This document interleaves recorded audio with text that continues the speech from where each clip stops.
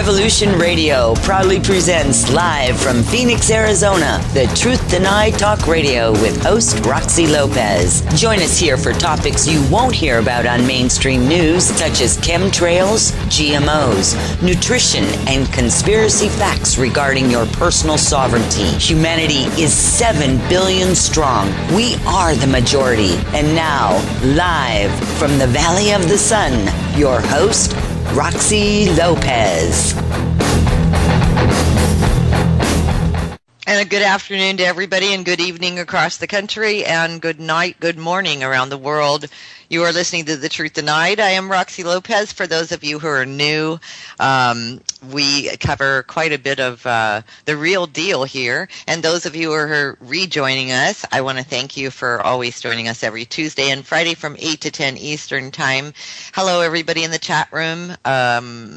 You have questions for my guest tonight, as usual. You know the drill. Just go ahead and post them, and we'll get them in to the guest, and we'll bring him on shortly. Hey, I just have a gripe right now, and I just wanted to bring it up real briefly. You know, it's interesting. I hear a lot of people talking about, of all things that I'm going to bring up, you guys are going to laugh at me, road rage, right? Well, I never experience road rage, but I've got to tell you what happened to me today. And I can now see how people experience road rage. First of all, I had to go somewhere, you know, prior to the show, in the car, of course. And those of you who know, we're in Phoenix, Arizona. The speed limits here on most of the freeways are 75. And I usually do about 70, 75. I mean, there are 5 lanes to choose from, right? But anyway, so today I went a different way. I didn't go on the freeway, and our highways are anywhere from 45 miles an hour to 55. Well, I was in a 45 doing about 55, 60, and, you know, different people were, you know, tailgating on my tail, on my butt. And then they'd go around, you know, and I thought, God, why is everybody in such a hurry? Like, I'm not in a hurry. I'm in a hurry everywhere I go. But at the same time, you know, I'm doing the speed limit. Hey, I'm not getting down on people who don't. I'm making a point here. If you are tailgating me, it is an intimidation factor. Okay, you can go around me. Now check this out. On all the highways that I was traveling on today, there was no traffic. These are highways that are running parallel to the freeways. No traffic going both ways, none of that going on. They have all the room in the world to just go around me. But I think it was about the 6th or 7th vehicle, you know, within an hour span that was tailgating me. I was starting to get annoyed, but I wasn't really thinking about how annoyed I was getting. But anyway, coming back home, I live in a community. It's 30 miles an hour, 35 miles an hour. And then when you get to the smaller side streets, it's, you know, anything goes. Small, you know, you drive really slow. There's kids, there's, you know, animals, what have you. So I'm cruising in, and I'm doing about 30. And there it is. I look behind me. I stop at the stop sign. This guy is behind me on my tail. I turn right. He's on my tail. And you're talking about, I've got about 6 houses to go to get to my house. He's on my tail. I recognize his truck. Okay. He lives right down the street from me, about 4 houses down the block. So I make a right. And he goes around me, speeds up, whatever, to go 2 houses and pulls in front of his house. But it got me the wrong way. So I pulled up, I roll down the window, and he gets out. Nice guy too, by the way. But get this, here's the conversation. And I'm livid. I'm like, this guy was on my tail all the way to my house. So I say, hey, it came out all wrong, you guys. I roll down the window, and he gets out, and he says, yeah, what's up? And I said, you, and then I just said, why were you on my ass? I said, God, it's so annoying. And he said, well, you were going too slow. And I said, look, I live here, and I can go as slow as I want to go. And he said, well, you were going too slow. And I said, but we've got, like, you know, 4 lanes. You can go around me. And he says, and he really pissed me off because he wanted to have the argument. Okay. And again, when he went around me, by the time I made that right, he was 2 houses away. He sped up, went around me, and parked in front of his driveway. So I'm like, dude, just don't ride my ass. If you see me around the neighborhood, I'm looking for a cat right now, which I was. And I was looking through the yards, and he can clearly see, again, I'm doing 30. The speed limit is 35. Most people in here go 25 because there's kids around. And it's not a big deal, you understand? And what is the big deal about tailgating? Okay, so anyway, it transpires where I end up saying something to him. You know what I said to him. It ends with off. And he said, have a nice day. And he kept his composure the whole 9 yards. And I turned around, I went home, and I just thought, that's not the conversation I meant to have with him. But if you're tailgating me, okay, anyone who's tailgating me, look, on the freeways here, you can be doing 75 and they'll tailgate you. They'll get 2 feet behind your car doing 75. You can go 90 and they'll tailgate you. So tailgating to me is what it is. I now see where road rage comes from. I've never had road rage in my life, and this is the closest I came to it today. But I'm saying what it is an intimidation. You've got a car or a truck behind you. This was a big truck, by the way, that was on me. So I can see where people get bent out of shape and then end up getting off the freeway following the truck. And then, you've heard the story. Some people pull guns. I actually knew a person in LA several years ago, a good friend of mine, really nice gal, who actually ended up following the truck that was tailgating her. This is in Los Angeles.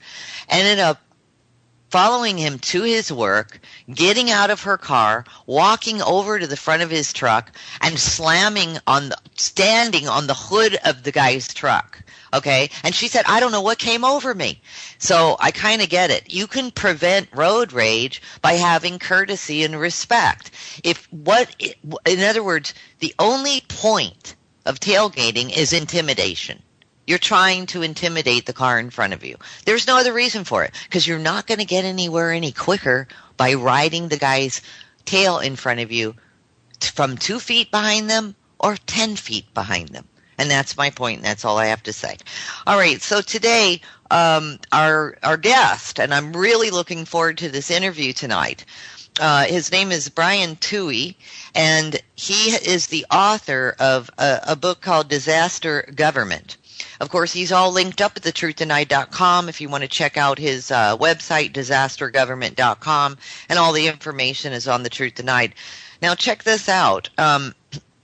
Disaster Government was researched and written over a span of 3 years. What began as a hobby morphed into one of the only books written on the subject of continuity of government programs available.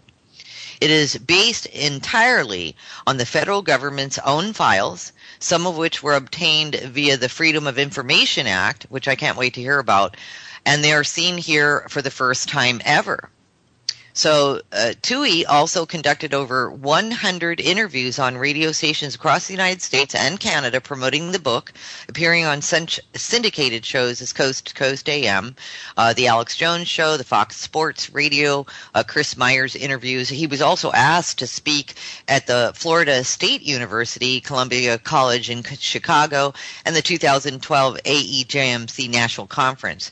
A third book, Larceny Games, Sports Gambling, Game Fixing, and the FBI, is scheduled to be released in September of 2013. I look forward to that. And based on over 400 FBI files obtained via the Freedom of Information Act, Larceny Games will be the most complete examination of game fixing in professional sports ever published. So I know a lot of you are going to be interested in that when he comes out with that. And all books are available for you at Amazon, Barnes & Nobles, etc. Ebook is Kindle only. Again, his website is disastergovernment.com. The book is Disaster Government, National Emergencies, Continuity of Government, and You. I'd like to welcome Brian Tuohy. Brian, welcome to the show, and thanks for being here. Oh, no problem. Thanks for having me on. I appreciate it. Absolutely. So, Brian, being that the book was written over a period, researched over a span of 3 years, let's back up that 3 years. What caused you to actually write the book? Were you thinking about writing a book first, or were you just looking into some things and then decided to write a book about it? Well, I'd written a book called The Fix Is In, the showbiz manipulations of the NFL, MLB, NBA, NHL, and NASCAR. And I kind of got into this whole world of sports investigative reporting. And after doing that book and working on this other book coming out called Larceny Games later this year, I kind of got tired of sports. You can only do so much. So I've always been kind of like and I hate to use the word conspiracy theory, but I've always been interested in those kind of subject matter. And continuity government was one of the things that interested me. So I would pick up a book and I'd find a little piece here, I'd find a little piece there. And after a while, once I started filing these Freedom of Information Act requests and that sort of thing, I said, geez, I have enough information here for a book. And since nobody seems to want to write a book on this subject matter, well, I guess I'll be the one to do it. Really? That's interesting. And what was your results? What were your results with Freedom of Information Act? Did you get everything you wanted when you requested for the information?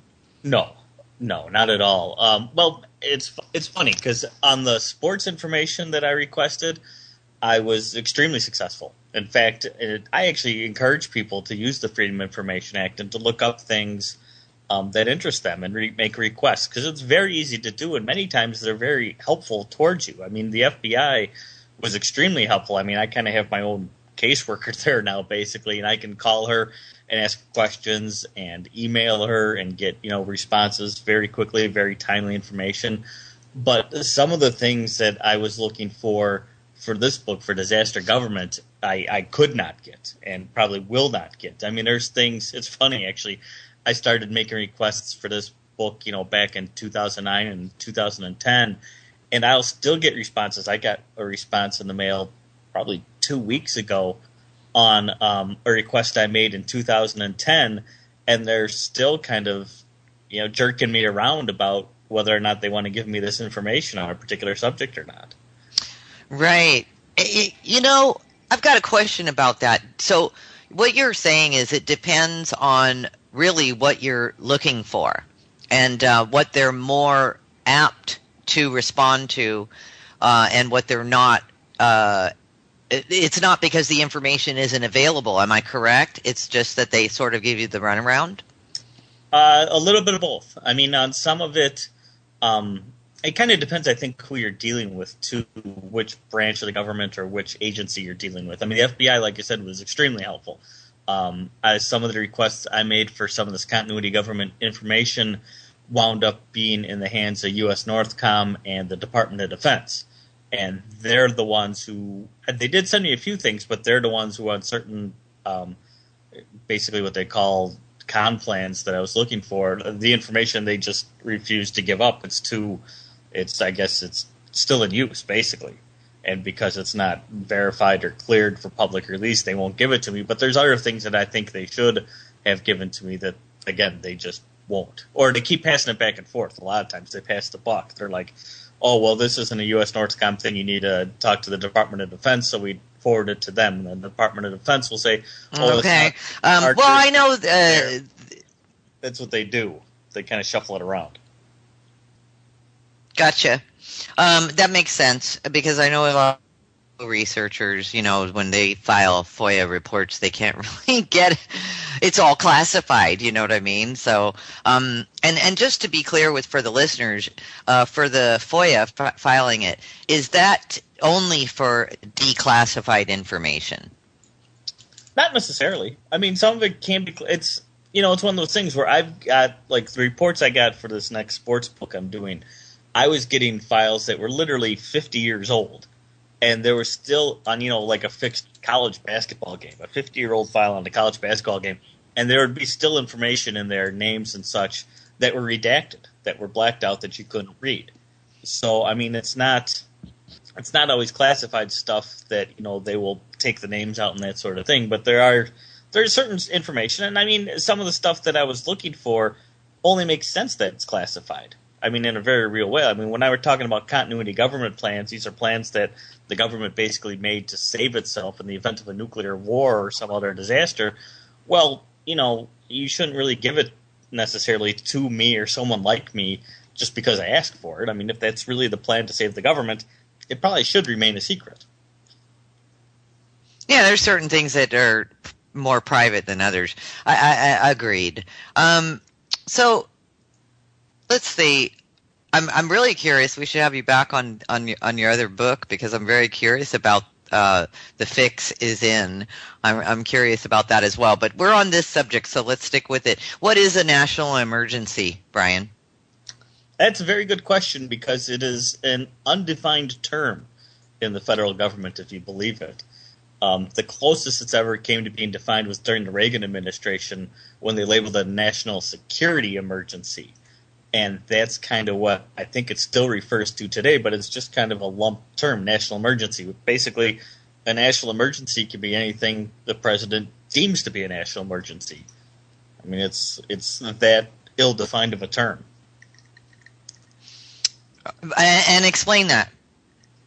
Well, for example, what people would consider a national emergency. Well, you'd think, one, it'd be something that obviously affects the nation, and two, something that's emergency, something that's happening right now. I mean, that's kind of what the term suggests, right? Right. So you would think it'd be something, major like that. But interestingly, things like Hurricane Katrina, Superstorm Sandy, earthquakes like in the West Coast, none of those have been declared national emergencies. Yet right now, things that are declared national emergencies, for example, are the situation in Zimbabwe and the situation in Belarus and the situations in the Western Balkans and the situation in Iran and Iraq and Afghanistan and North Korea. All of those are considered national emergencies. In fact, 9/11, that day is still considered a national emergency today. Yes. That's how bizarre it is. Now, right, and it is bizarre because like you prefaced, it should be that something like Hurricane Katrina should have been a national emergency. It affects everybody, and it can affect everybody. How many national emergencies is the U.S. Currently operating under? Do you know? Oh yeah, well, by my last count was in I think January. And right now we are under 25 separate national emergencies, if you believe it. And can you give me an example of a couple of them that we're under as far as national emergencies go? Well, like I said, the current situations in a lot of these foreign countries, like I said, Zimbabwe, the Balkans, Iran, Iraq, these are national emergencies here in the United States. You couldn't really pinpoint any of the national emergencies that are currently declared as something that's really an emergency here in the United States. The closest one probably would be maybe just the blanket one that's a national emergency based on terrorism. But all the rest are really situations, except for 9/11, are situations in other countries. And I think that goes back to the idea of it being a national security emergency, even though they don't use that term, because it's basically anything that threatens national security is declared, or potentially can threaten national security, is what winds up being declared a national emergency. Mm-hmm. And what are the prefaces of that? When we are in a state of emergency, national emergency, in other words, my understanding is that it overrides the president. Is that correct? What do you mean by overrides? Well, the president at that point, for instance, if FEMA takes over, the president has to back down. The president can't make any decisions during that supposed national emergency, state of emergency. No, that wouldn't be true. In a national emergency, the lead actor basically is the president. Okay. Or it's often declared the president. Even in a emergency like a natural disaster type of emergency, if you read there's a document that I kind of go through in the book called the National Response Framework, which is basically the game plan the federal government has for responding to a disaster or a terrorist attack. It even in there says the guy at the top of the food chain is the president, and everything follows from him. But he doesn't have to be in charge. Basically, if he doesn't want to be in charge, he can delegate it to the Secretary of Homeland Security or FEMA or what have you from there.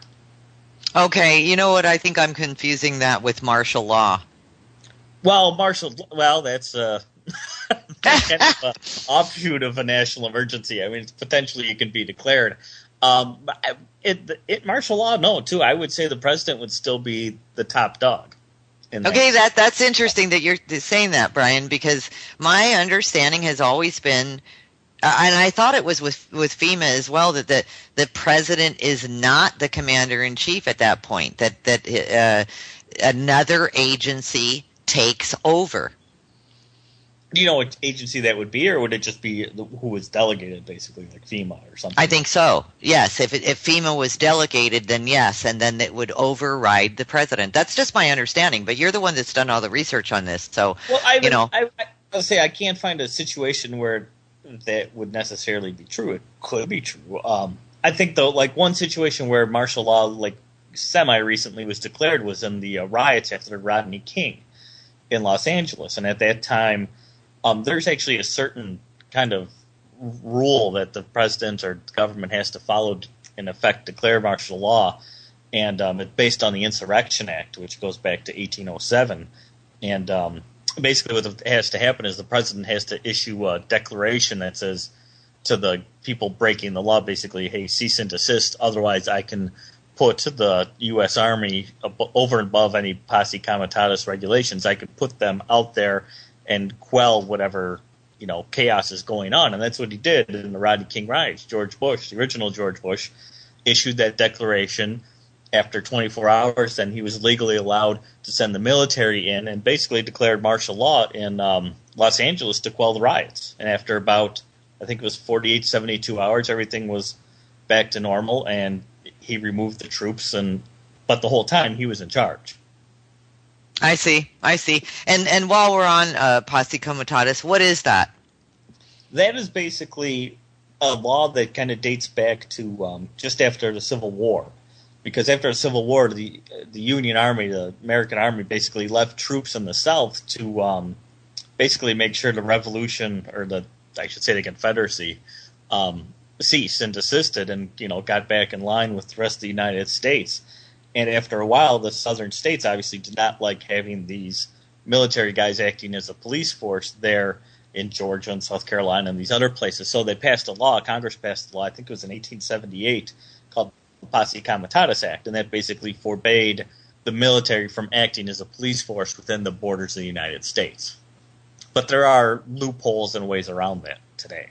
Right, which is what I really want to talk about as well with the NDAA. It seems that there is a lot of talk that we no longer have posse comitatus, that the federal government actually can override that as well, not in order to either for martial law purposes or what have you, and the military. And that's a real gray area right now. You want to explain that from what you've discovered? Well, like I said, there's already built-in loopholes into it. For example, like the Coast Guard. The Coast Guard is technically a military institution, but they can act as a police force to protect the coastlines. Both the Navy and the Air Force are actually given exemptions from posse comitatus, basically dating back to the quote-unquote war on drugs. And they were allowed to act as a police force to stop drug smuggling. The National Guard, which is military but isn't really under the same section of the military as all the other branches, obviously in many situations, especially after natural disasters, act as a military force.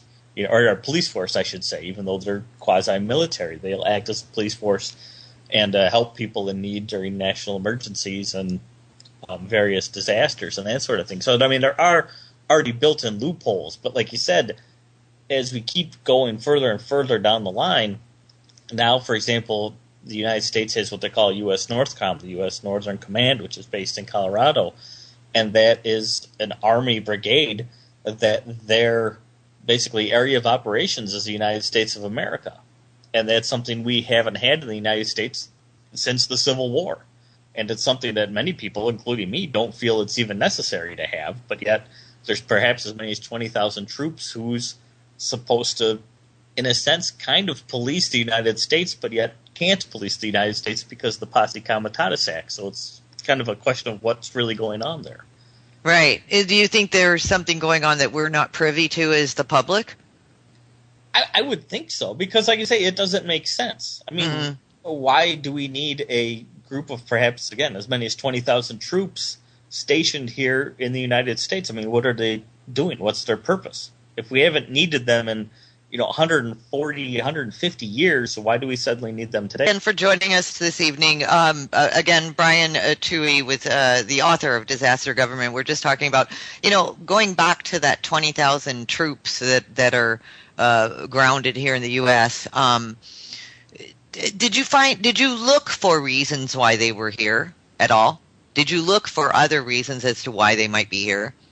A little bit I did. I mean, it never really revealed itself. I mean, they didn't really publish many reports as to why they're stationed here or what their goal is. I mean, I kind of agree with you that it could very well be that there's just so many returning from the Middle East and other places that they kind of put them there as a catch-all because they didn't know what else to do with them, because they didn't want to necessarily release them, but wanted to keep them, active. Mm-hmm. That's possible. And, just off the cuff here as well, I have noticed something with the National Guard, that there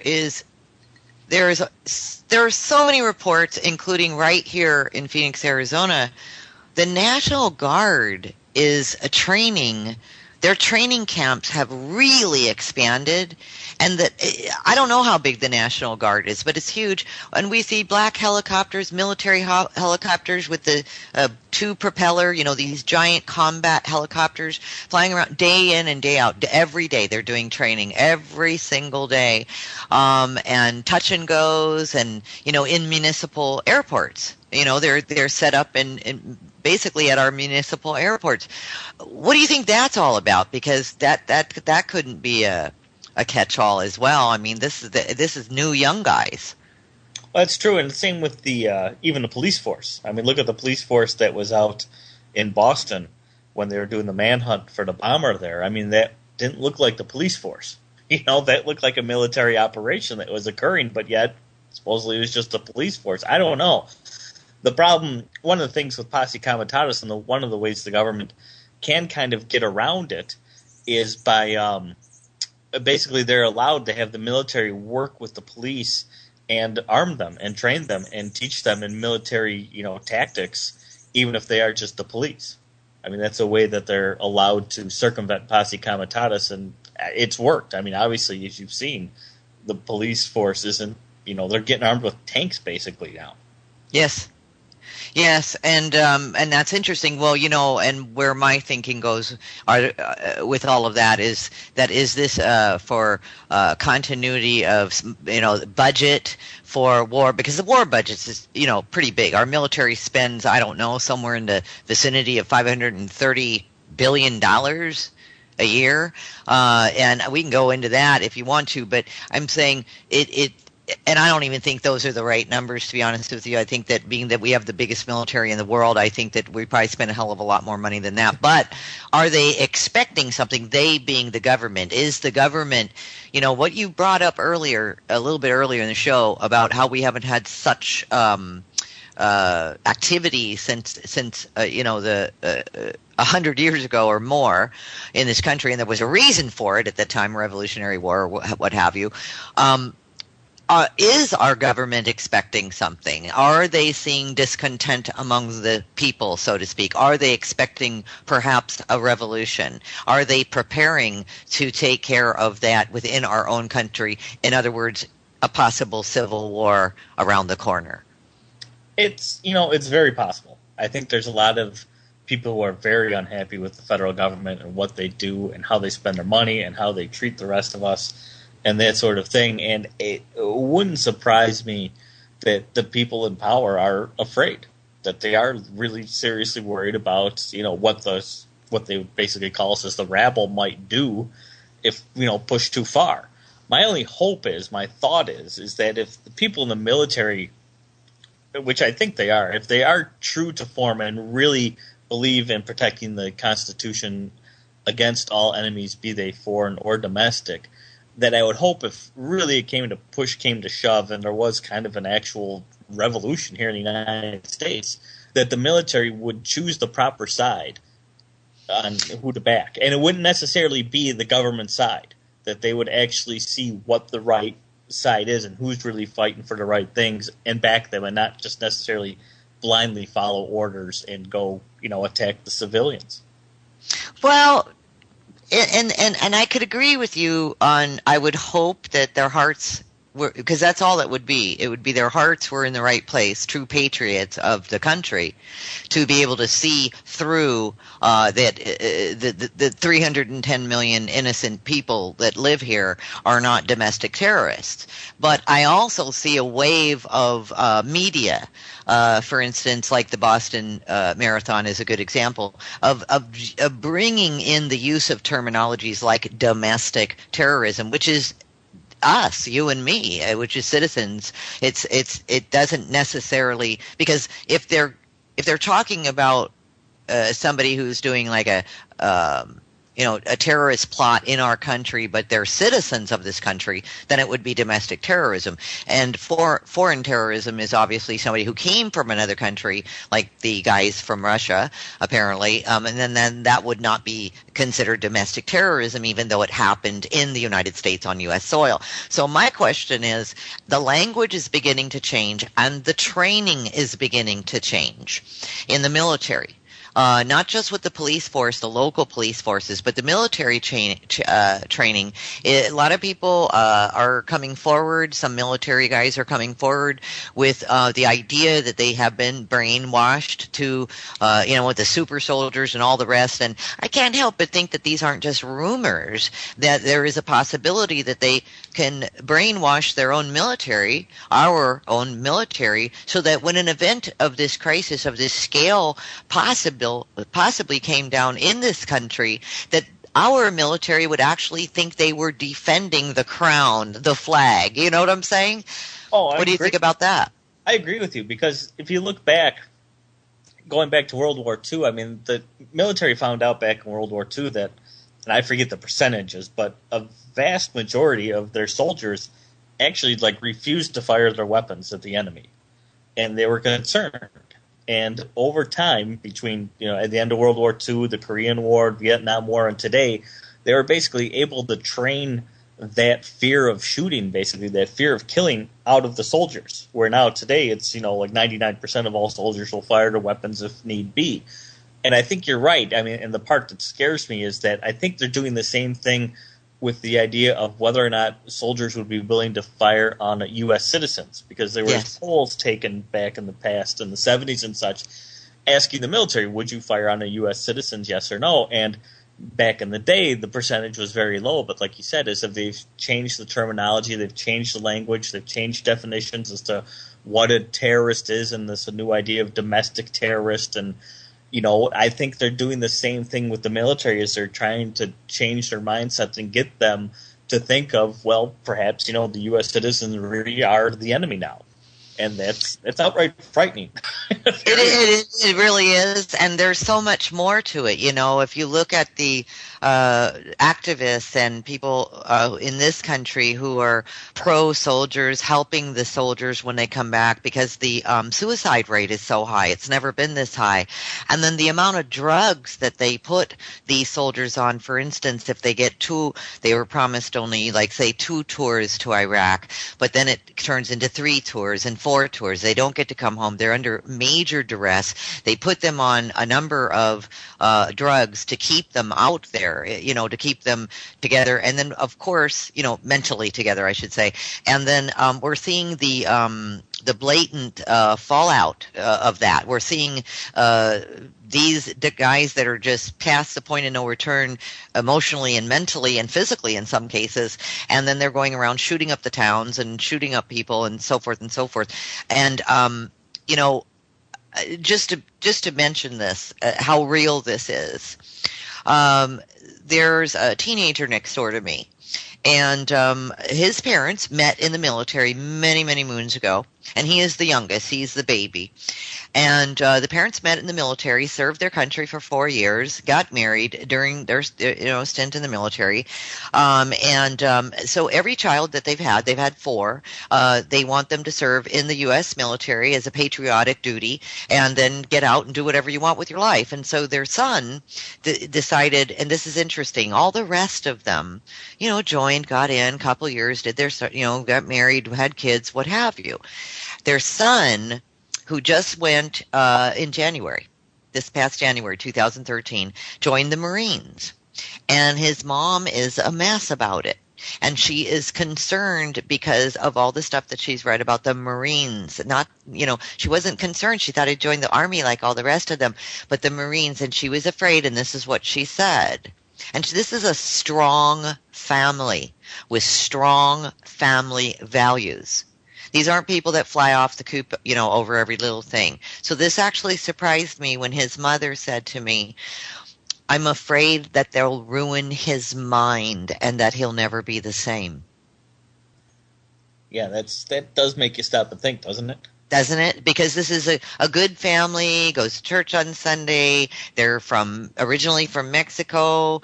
All the kids are born here. These are good patriots. They pay their taxes. They pay their mortgage. They have family, lots of friends, and they're good people.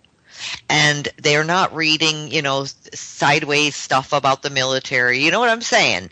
The mainstream, right? Yeah, the mainstream media doesn't report all this stuff anyway. So where did they get this from? And I thought it was really interesting. So I talked to the son because I had to sign some things off for the FBI to take a look at for them. You just have to fill out a bunch of paperwork. Now get this. And I said to the son, so tell me, why are you joining the Marines of all things? And I was really positive about it.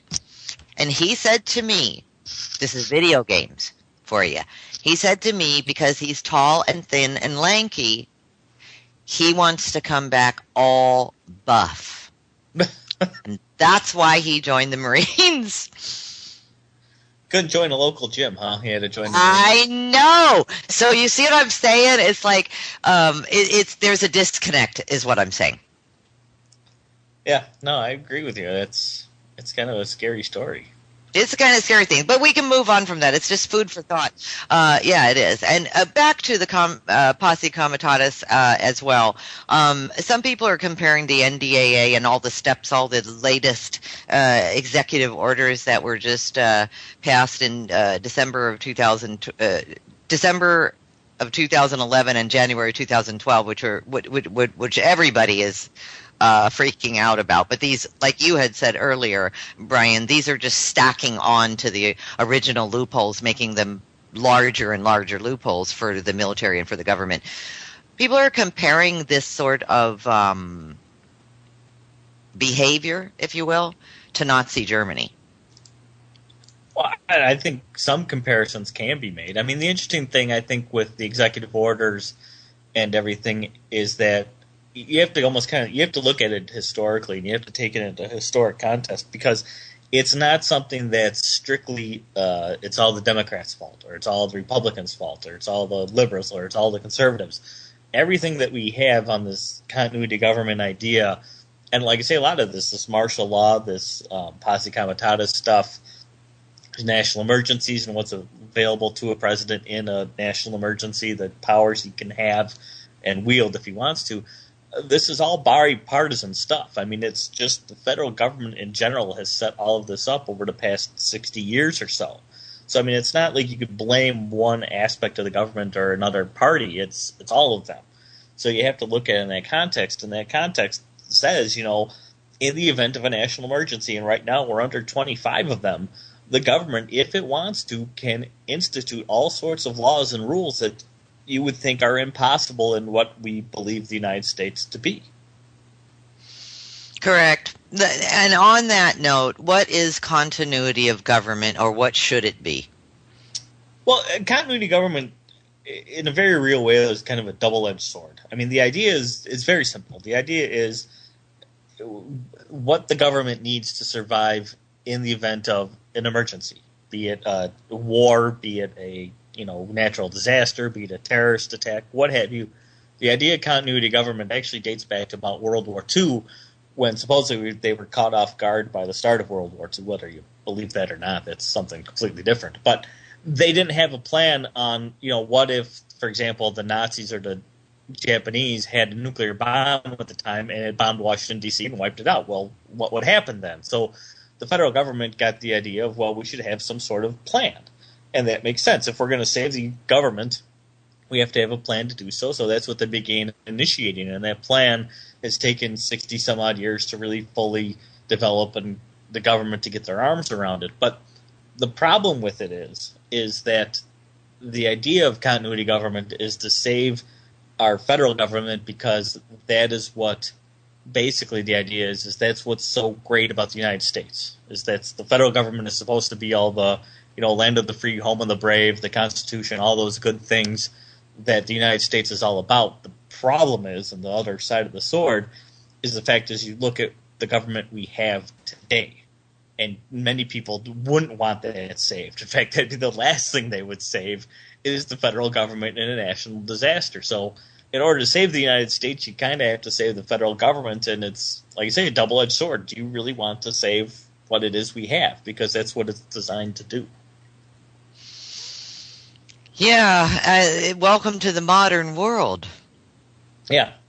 And like and Brian, this is also very, this could be the last, days, the last 100 years, the last 50 years of the U.S. too, because just like with any other government, once it has the corruption, and once the corruption is so widespread, once government is too big, it runs its course and it goes down, as we've seen in history with any government, any ruling power that it has to cease at some point. It does get overrun by the people.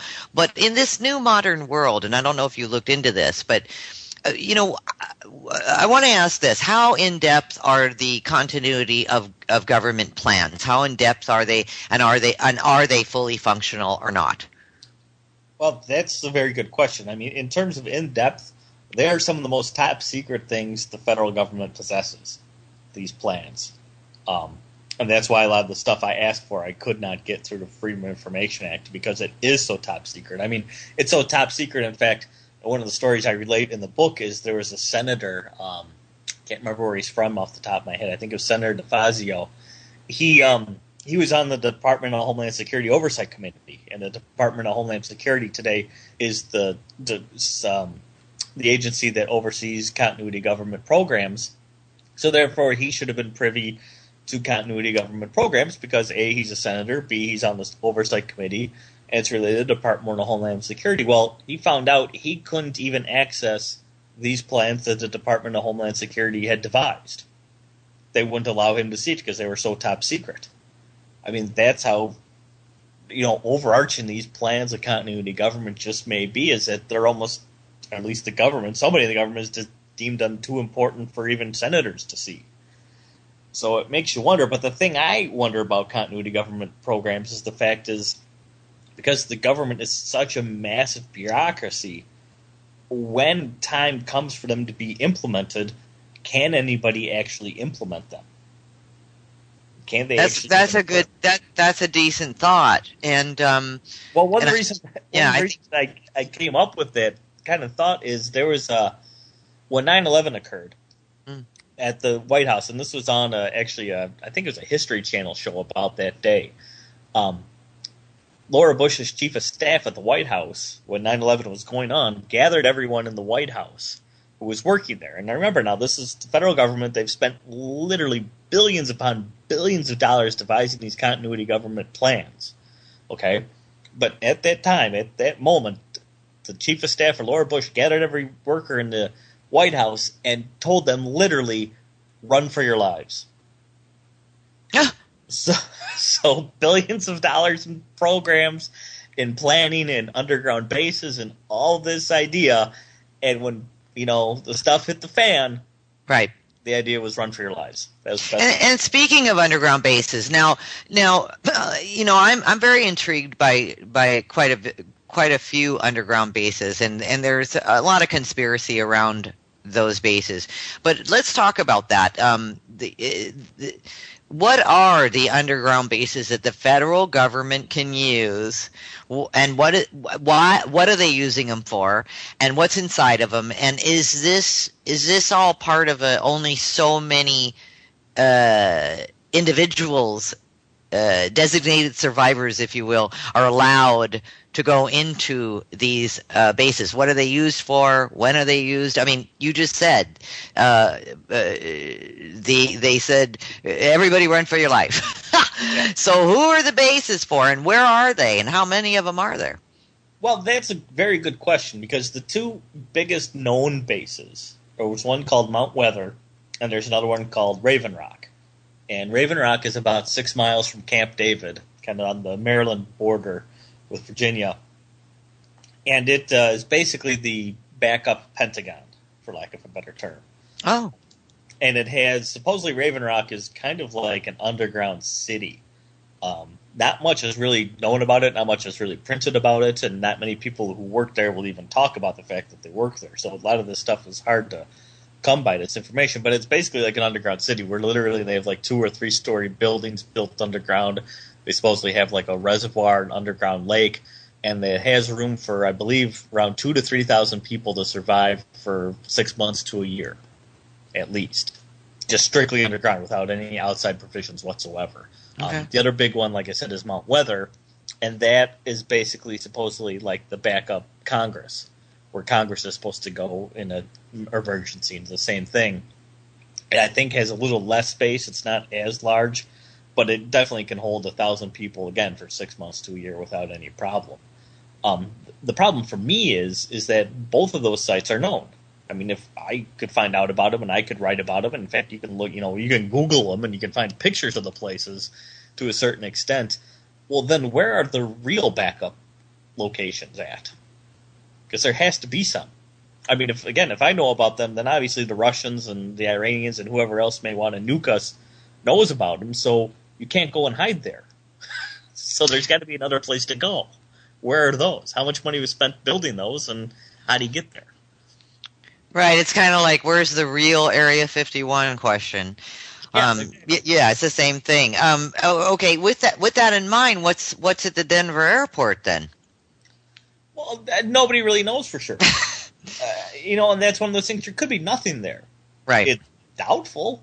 I mean, I've been to the Denver airport. It's kind of a strange place, and it's kind of built in a strange place. And ever since, like U.S. Northcom is based in Colorado now, NORAD's based in Colorado and has been based in Colorado for a long time. Really, a lot of the federal government has moved to Colorado. So to think that there is some sort of underground relocation site under the Denver airport would not be surprising at all to me, because they built all the original places like this Raven Rock and Mount Weather and a few others that were all built in and around Washington, D.C., and the idea was to be able to evacuate who needed to be evacuated out of the nation's capital and get them to an underground relocation site in about 30 minutes. Yes. That's why there's kind of an arc all the way around Washington, D.C., of these secret or supposedly secret locations. Many of them are known now. So the question is, where are the new ones? Well, Denver Airport may very well be one of them. Well, it could be, and there could be underground roads or highways that connect all of these different places as well. So, well, there's one of the things I learned for the book was back during the Carter administration, so in the late 70s, the federal government, or military, I should say, wanted to build this whole complex of MX missile silos in the American Southwest. And they wanted to build basically 24 silos for every one missile they had, and they had some 200 missiles. And they were going to space these silos about a mile apart from each other. So it's about, 24 silos for each missile, mile apart, 200 missiles. It'd been a heck of a lot of silos, and they were going to connect them all with these underground railroads and subways, basically, and every day basically put the missiles in different silos at different times so no one could target them. Well, they never made the place because they didn't have the budget for it, but the fact is they had the technology to do it. So when you read and hear about, the idea that there's, secret underground subways and rail systems throughout the Yes. West, well, they had the ability to do it, apparently, without any problem back in the 70s. It's just a matter of money. Well, and you hit the nail on the head, because I was going to say, if these underground bases like Mount Weather and Raven Rock and under the Denver airport and all the rest of them and all these underground highways and cities and so forth, if they truly are in existence and up and ready and ready to rock and roll, who paid for them? Oh, we did. Whether we like it or not. We did. So that's great. So we pay for them and they lock us out. Well, that's another interesting part of continuity of government and I think it may change the way people would think of voting, perhaps, if they realize that a lot of these federal officials they vote for and get put into office are, in a very real sense, your designated survivor. In the event of a nuclear war, they're the ones who are going to be protected first and foremost above everyone else in the United States. So, it may change your mind as to who you think you should put in office if you think, well, that's going to be the person representing us forever in the worst case scenario. Well, and there's more to it than that as far as voting goes at this point, definitely, too. But I mean, that's one thing to consider is the fact there's a whole list. They're going to save themselves first. This is true. This is true. I wonder if there were anybody else, like the very, very wealthy, who would have an advantage as well. Maybe purchase some of these underground locations as well. There's a lot of rumor about that, especially with Denver Airport. But the thing that blows my mind, and probably yours as well, is how would this leak into the public? If they had some secret places to live, the last thing they'd want is 310 million and then a bunch of countries who don't like us knowing these locations. Have you been able to recover anything in the Freedom of Information Act? Or did you ever request to, for instance, see information on underground bases? Well, nothing specifically, because I couldn't figure out a clear way to define it. One of the things I discovered using the Freedom of Information Act is the more concise you can be with what it is you're looking for, the more likely you are to get a result. So, like with Raven Rock and Mount Weather, for example, if you know their designations, actual official government designations, you can get information about them. So it's hard to find information on other locations because you don't know their designations. So I mean, just to say, hey, give me your files on underground bases, the government's going to come back to you and say, well, there's no such files. There's nothing called that. What do you want us to find? You have to be really concise and precise as to what you're looking for.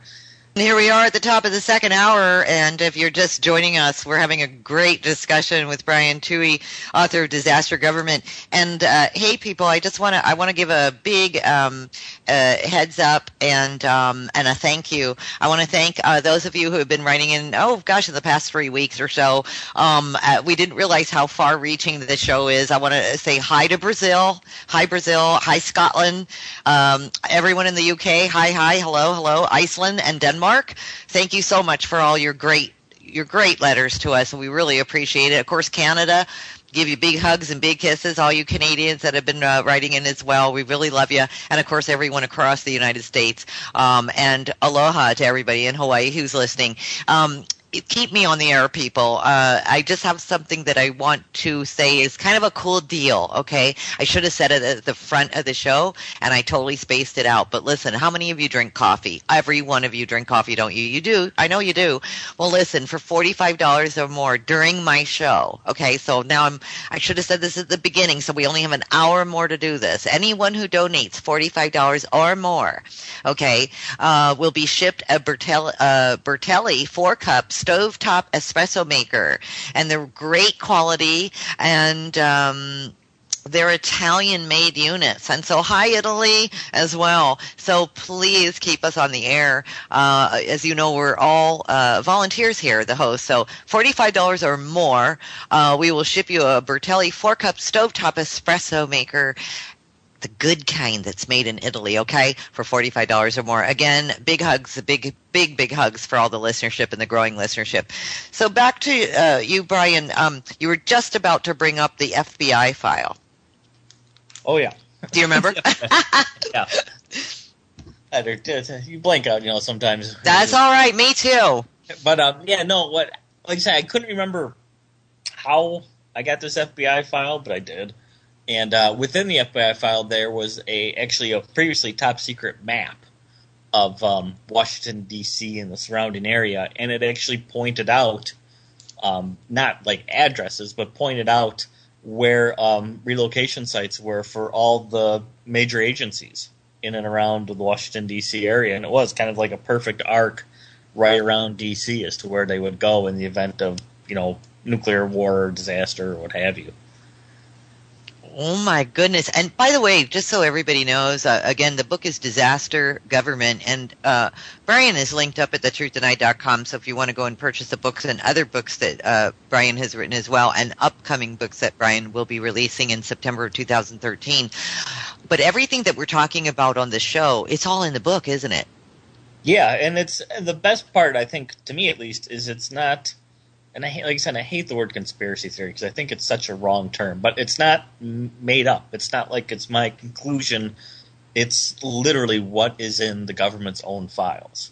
It's not, make-believe stuff. And I quote directly from the files. I tell you exactly what the files are, or I tell you what the executive orders are, the laws are, or what have you. I mean, this is all straight factual stuff. It's not made up. Good. I'm glad to hear that. I'm curious about this one. Who are the Eisenhower 10? Well, that was one thing that I myself did not find, that this other two guys, I believe, dug this up. One was he runs this website called Conelrad.com, and another one was actually one of the members of the Federation of American Scientists, I should say. And what it was Eisenhower, who was kind of the guy who got the whole continuity government idea rolling in the United States, unbeknownst to anybody. I mean, unbeknownst to even his cabinet members and his staff, what he did is he sent out 9 letters to heads of businesses, basically, in the United States that said, if the federal government gets wiped out by like a nuclear bomb, if there's like a decapitation strike on the United States of America, he said in these letters, you 9 people will be in charge of the United States. He basically, unbeknownst to anybody, gave over control of the United States to 9 civilians, and they were business heads, basically. And the reason it's called the Eisenhower 10 is one of the people accepted and then later resigned his post, and Eisenhower filled it with someone else. But he went out of his way to make kind of his own backup plan for the United States of America, and no one knew about it except for him and the 9 tasked with filling those roles. Wow. And has anybody carried that forward, or was that just for Eisenhower? Well, that's the big question. It seemed like the person who followed Eisenhower in the presidency was John F. Kennedy, and it appears as if Kennedy and his staff actually thought it was a pretty good idea and did continue it, although nobody ever found the letters or any idea who he tapped to fill these roles. And the question is if Kennedy kept it going, then has it continued all the way to the present day? Because there is something called the National Defense Executive Reserve, and that's something that actually almost anybody in the United States can join if you fill out an application, and it's kind of a civilian backup for the federal government. Really? Yeah, it's a very strange... I talk about it in the book, and I even tell you, I can't remember off the top of my head what form it is you can fill out, but you can literally fill out and apply to become a member of this National Defense Executive Reserve. I think even if you Google National Defense Executive Reserve, or NDER, you can find the form and try to join yourself if you want to. Isn't that something? National Defense Executive Reserve. I'm definitely. You know what? I think I'll even apply. It's one of those things I thought about doing. I didn't actually. Right? But I thought about it because it's funny. I mean, the actual, at least when I looked at it, again, probably 2 years ago or so, the things that they were looking for were just really mundane type of people. I mean, it wasn't like you had to be the CEO of a corporation to join. I mean, you could be, just a common everyday person and join up. I wonder if that has anything to do with like a trust type of a thing, like naming somebody on a trust if you die. I wonder if it's more like that. So, in other words, you could be 10 people that really don't know anything about government, don't know, me? You asked me, to do this, but as a trust, like, and until somebody else could take it over. You know what I mean? I wonder. I'm really curious about this. Very curious. Well, it was an interesting subject to kind of research, and it was hard to find information on it because I couldn't find anybody like in another book or anybody who really wrote about its even existence.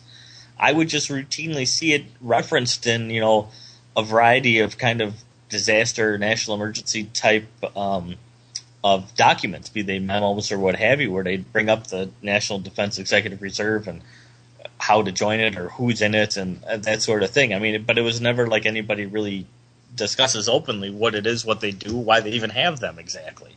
But I think it kind of, in a way, almost goes back to this Eisenhower 10 idea of, if the federal government's wiped out, somebody's got to take over. Well, these are the people who are going to do it. Interesting. I was going to ask you, have you ever heard of the Majestic 12? Oh, yeah. Okay. Did you ever do a FOIA on them? No, actually, I do so much like sports related stuff that there's only so much time in the day, but I leave that up to other UFO experts rather than myself. I think it's interesting because there's the naysayers who say it never was, and or it was but it isn't anymore. It doesn't exist anymore. And then there are the people that say it just like this Eisenhower 10, the Majestic 12 has evolved. There have been replacements, so they're still around. So it's another very interesting thing, but.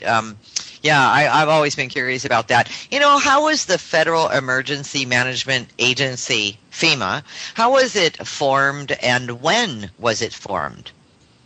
Well, it was formed by act of President Carter. He did it by executive order. He created the agency.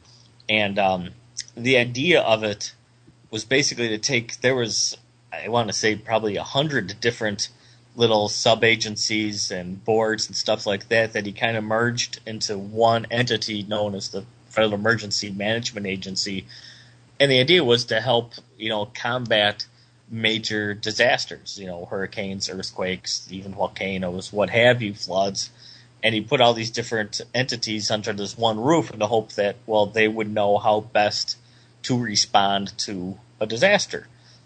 But what's happened, especially once Reagan took over, is FEMA got really sidetracked, and it's something they've never really recovered from. And I think that's why so many people have a problem with FEMA today, is that it's basically they joined two major entities together. One was from this disaster-related side, but the other entity that went into FEMA was all the civil defense planning. And that all came, out of the Cold War and the idea of a nuclear war might happen tomorrow, and that civil defense planning kind of morphed into terrorism type planning.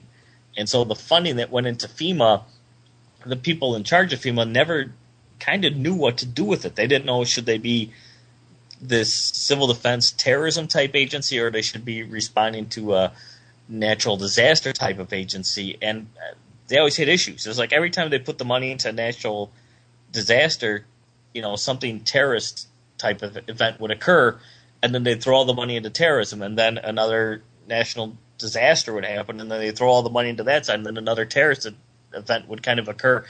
And they just had this split mindset.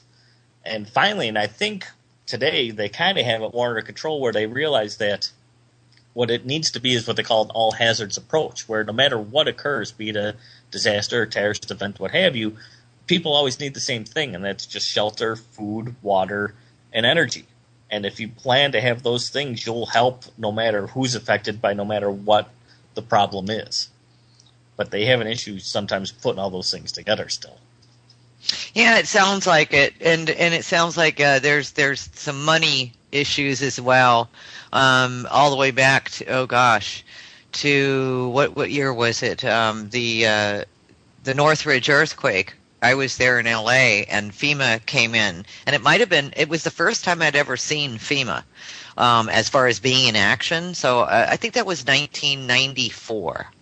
It was either 94 or 95, January. And so that was the first time any of us had any sort of interaction with FEMA. And it was interesting because they also handled, monetary things. Like you could file your losses, if you had any damages, to your home or this or that. And then they'd cover, all these damages with a check, except for the check was, it was worse than insurance companies. It was like an insurance, I guess. And, but I'm hearing, to bring it up to present day, what's going on, like, for instance, with Sandy Hook. There are people who still can't go back to their homes, and it's been months. Hurricane Sandy, and I just heard a report on it today that there are so many people who can't get back to their homes yet.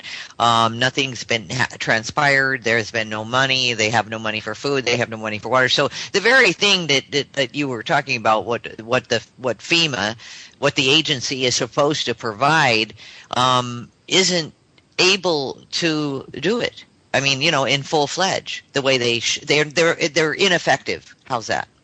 I would agree with you. And honestly, I don't believe they need to exist. I believe they should be disbanded, if you will. Because that's the problem, is if there's only about 6,000 or so employees for FEMA nationwide. Well, you take something like the Hurricane Sandy in, the Northeast. Well, that affected literally 10, 15 million people in New Jersey and New York alone. Well, if you took all 6,000 members of FEMA and you rushed them to New York, they still wouldn't be able to help 15 million people. They still wouldn't have enough food and water for 15 million people. I mean, they can't do it. Logistically, they can't do it. I think it'd be much better, and in every situation, much better, if that type of funding that went into FEMA instead was transported to local agencies. Because no matter what the event, again, a disaster or a terrorist type of attack, it's always going to be the local police, fire, rescue, even the National Guard, who are going to be on the scene first. And they're the ones who need that funding to help support the people in need, because they're going to be there right when it happens. And one of the things I talk about often in the book is the fact that the federal government tells you, and most people I don't think understand this or even realize this, the federal government flat out tells you it will not be there in a disaster for at least 3 days. At least 3 days. So you need to be prepared to save yourself for those 3 days no matter what occurs, because the federal government's not going to show up. But at the same time, the federal government wants to be the first responder in every type of disaster or emergency that occurs, which makes absolutely no sense, but that's, in a way, how our federal government works today.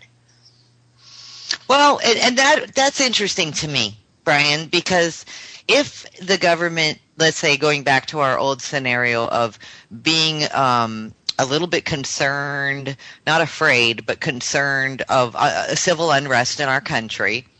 And then the current trainings of the National Guards and those 20,000, troops in the Northeast and so forth and so forth. Is it possible that they really aren't, our military spread very thin, and I don't know how many countries. Is it possible that if we had a large amount of people, a civil unrest, people in the street, millions, that they would not be able to handle it then? Because if they can't handle an emergency, something where people are not trying to harm them, let's say, not trying to pull guns on them or weapons on them. If they can't handle it, and I know I'm sort of melding the two, but I'm really not, because the agencies, the FEMA is just sort of the first responders kind of thing, but really the first responders are the first responders, and like you said, the police and the National Guard, et cetera, et cetera, et cetera, and then maybe even the military, other branches of the military. Is it possible that none of these agencies, beyond their own blind bureaucracy junk, is it possible that they're just all ineffective against a country like ours, and against the people of this country? They're just ineffective. I think that's very possible. I mean, in reality, you look at the situation in Iraq, our military's ineffective there. Right. And that's one of the things that, people get worked up, a lot of people, about the fact that, they're going to declare martial law in the United States. Well, the fact is, they can't declare martial law in the entire United States. They don't have the manpower to cover everyone in the United States, to stave us off. That's exactly my point. Go ahead. They could do it in a city. Sure, if they want to do Chicago, Los Angeles, Denver, New York, sure, they could lock down a city. But could they lock down everyone in the nation? There's no way on earth they could. Brian, I tend to disagree with you, especially concentrated cities, because I was in LA at the when the Rodney King riots happened, and the federal government didn't move in, FEMA didn't move in, the National Guard didn't move in, martial law didn't get enacted for I want to say longer than a week. First, the riots happened. They continued. People were out in the streets. And I'm going to say this, and I think I'm right. I really do. With millions of people in that city, without, the police force was not big enough. That I'll give you. But once they did enact martial law, and once they brought in the National Guard to police the streets, etc., I think the only reason why it was successful, meaning people stayed indoors after 6 o'clock or sunset, was because the public participated. But I think if the public did not want to participate, if they had decided not to, I think they would have had a real problem on their hands.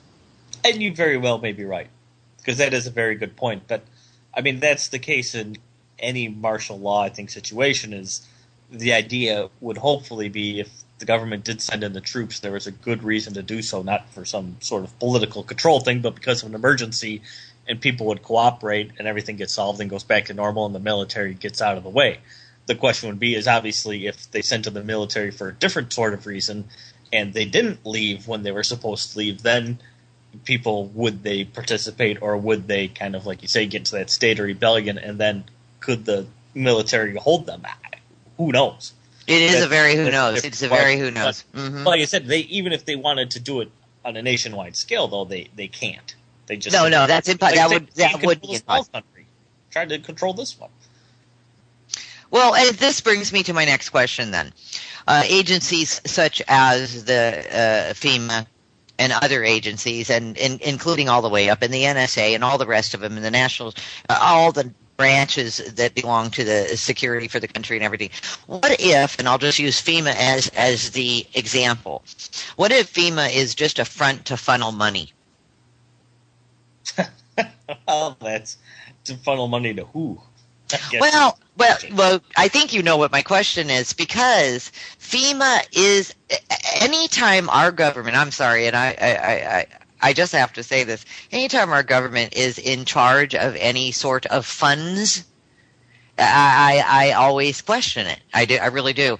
And I'll tell you why I bring that up. Because they were writing checks, and they weren't writing the amounts of checks that people needed for the values that people needed things to be replaced. I'll tell you that much. But beyond that, and then in the case of the Hurricane Sandy, they flat out said in a report today, this is all mainstream news, that nobody's getting any money from FEMA, and so I guess it's a big old debacle over there in Staten Island, I guess. But here's my reasoning for this: the Federal Emergency Management Agency also took over flooding from the insurance companies. In other words, the insurance companies, State Farm, whatever, Allstate, all the companies that used to insure us, homeowners insurance and what have you, for flooding, FEMA took that over a few years ago, and guess what? Their policy lapsed. That's not surprising. and I'm just, you know what I mean? I just have to ask the question. The FDIC was involved there as well, saying that they couldn't insure FEMA. I mean, I don't know. It's just, there's so many gray areas, and when there's money involved, I just say follow the money. Oh yeah, I agree with you. That's all. I mean, I might get sidetracked on the rabbit hole here, but it's just something to bring up. Like, I think that in the big picture, a lot of this is what you have said earlier in the program, bureaucracy. Because government is so big and all the bureaucracy, I think that this actually dampens any effectiveness that most of government has anyway. It slows it all down. It just seriously slows it all down. And with that in mind, anything else that you have in as far as FOIA reports went? How many did you actually retrieve? I forgot the number. For Disaster Government, the book, I don't remember. Is it in the hundreds or 50 or 60 or how much? Around. Yeah. I mean, probably. I'm trying to think that I actually got results on, as opposed to requests that I filed for and never, got a response, or they couldn't find what I was looking for. I probably got a good 50 or 60 easily on this that I put into the book. That's cool. Is that what took you the 3 years? Is actually filing? Well, part of it, and then just doing general research. I mean, the book is fully sourced, so I mean, you can see where I got the information from. But I mean, the information in the book I dug out of other books, other news reports, other like even other government documents. I mean, I did a lot of executive order searches and searched those, and things straight out of the titles, Title 15, other codes, law codes in the United States, and those sort of things. I mean, it's again, everything in the book is based on an actual file straight from the government. It's just different sources I got them from.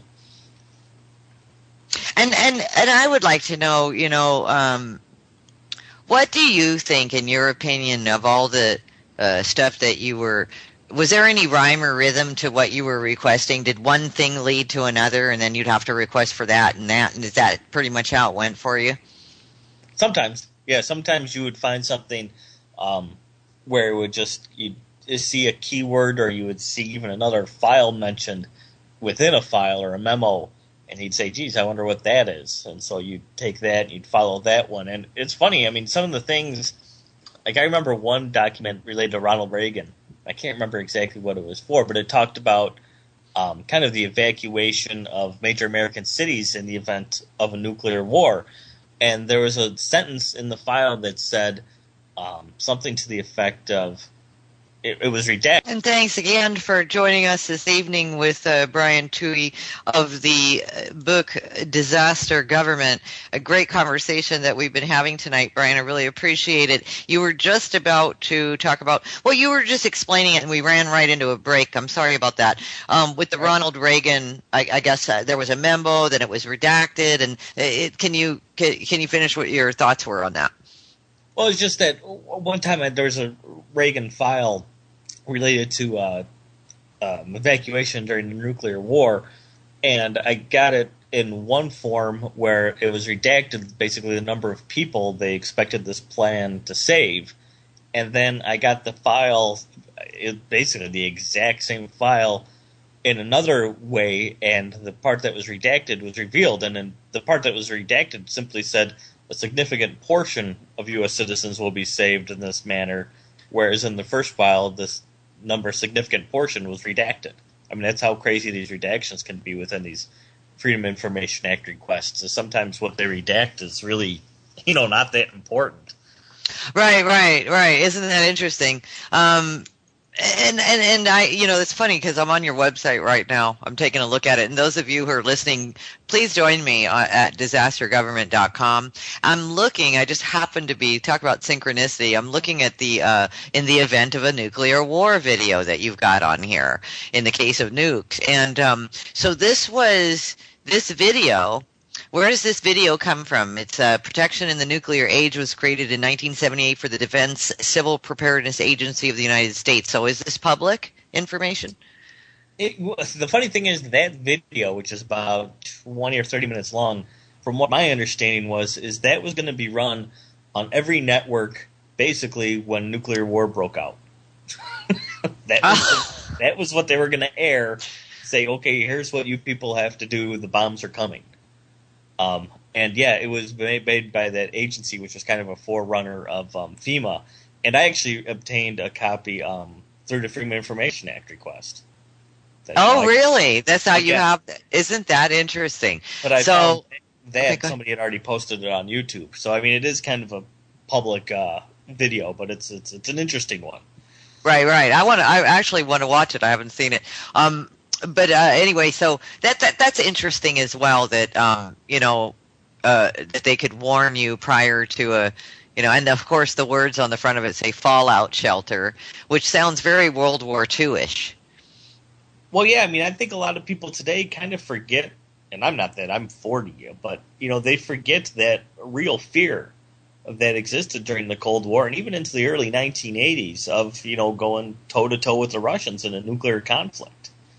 I mean, it was a very serious thing, and, America was prepared. I mean, we literally had evacuation routes for all the major cities, and they had plans where the people who evacuated from those American major cities were going to live with people in, the suburbs and rural areas. I mean, people were going to be forced to live together if the bombs were coming. I mean, that's how serious they took the whole thing. I'm sure. I'm from Hawaii, and of course, the bombing of Pearl Harbor was a very big event for years after. And one of the things that happened when I was a kid, one of the practices, I should say, of homeowners was to have a fallout shelter. Either in your front yard, your backyard, this or that, or sometimes when you purchased a home, there was a fallout shelter already there with a metal gate on the very top to block, to help you in. And that was because my parents, who were very little, they were 5 years old when the Pearl Harbor attack occurred, but nevertheless, they never forgot, you see, and their parents. And so it changed the whole culture in Hawaii as far as fallout shelters went. And there were, as you have just said, there were air raid plans, and once a month, even when I was in high school even, and I'm not 80 years old or anything, but, there were plans put in place if you heard this certain thing or that certain thing, and there were drills all the time in the case of air raid, years long, way long after the bombing of Pearl Harbor. So I think that it just depends on where you lived. In Hawaii, I had no idea that the rest of the United States didn't really experience that sort of upbringing. They no knowledge because they didn't need to. Mm-hmm. But one of the things, another thing that's in the book is I talk about what was known as Operation Alert, and that was run in the late 50s and early 60s, and it was basically a nationwide air raid drill. And again, it was done for the prospective nuclear war that was coming, but like the first one they did, I think, was in 1955, and it was also kind of basically the first test of any continuity government type of operation. And the first time these members of the federal government literally went to a cave outside of Washington, D.C. And then they kind of realized once they were literally, and I'm not exaggerating, they were in a cave. They realized, geez, this probably wouldn't be the best method for saving the federal government to just come out here. So the next year they did it again, and they actually had Eisenhower was involved in it. And they had all the agencies represented there, and this time they were in tents, in folding chairs, like kind of out in the woods, kind of play acting that war was taking place. And Eisenhower kind of became so frustrated with the situation and how much information was available and what he knew about what was going on. And this was all still play acting, but he was getting angry that these reports weren't coming to him in time, that on the second day of like this 4-day event, he basically declared martial law and got up and left. And everybody who was there kind of freaked out because they didn't expect that at all, but it was within his power and he had the ability to do it. And so as time went on, every year they did an Operation Alert, and it got more and more complex, and they got it more and more organized, and more cities and municipalities around the country participated. But it became to be a very, very big thing. But yeah, the funny part was how it started, where one year they were in a cave, the next year martial law was declared, and then, they kind of started to work out the kinks. But that's how kind of disorganized we were for a long time. And it's kind of how I think we would operate today. Again, seeing the events of 9/11, how the government responded then, they weren't too organized either. Right. And I can't imagine now that government is so much bigger, and of course the population is so much larger. We've expanded to 310 million people in the United States. So I can't imagine it. It does seem to be getting more and more disorganized, and I guess that's par for the course. You know what I mean? I mean that's something you can't really blame them for. Now I'm looking at your again your website, and can you talk a little bit about this FOIA request? And those of you who want to follow me, just go to disastergovernment.com and hit FOIA request. You're talking about something that you originally requested. Your original request was made August of 2010, and then I guess you just recently in January of 2013 got something back. I didn't read through this because I'm listening to you at the moment, but this is your request was North American Aerospace Defense Command and United States Northern Command. What was the original question? What were you looking for in this particular inquiry? Well, if I remember right, there was this actual, what they call a con plan, and it's this con plan 3502, which is for civil disturbance operations, and it was basically what U.S. Northcom, it was going to be, basically this is their handbook on how to respond to a civil disturbance here in the United States. And this was after 3 years and having this thing kicked around for a while, this was the kind of final response I received from U.S. Northcom regarding getting this from them, and it kind of goes to show you that it does exist. They do have such a civil disturbance operation plan, and they won't let me see it, and they won't let anybody outside the military see it, and it just kind of goes to show you what you can experience when you do this for yourself. Sure. Yeah, that makes sense. I find irony in the idea that it's called con plan. Yeah. You know, con plan 3502. So basically they didn't, there is a case number, but they're not going to give you, from what I'm looking at, they're not going to give you any information on it or what have you, other than what they did say. They just say that it is real, and that's it. And so then, you know, there you are. Now, would you ever attempt to refile it? Like you mentioned earlier in the show that sometimes you change some words and change some of what you are looking for and rewrite it and send it back to them. Can you request for the same thing, changing the paragraph a little bit, changing what you're looking for, adding a word here and there as many times as you would like? To a certain extent, yes. I mean, in this case, I knew exactly and does it cost any money to do that? It depends who you're dealing with. For the most part, no. It should be free.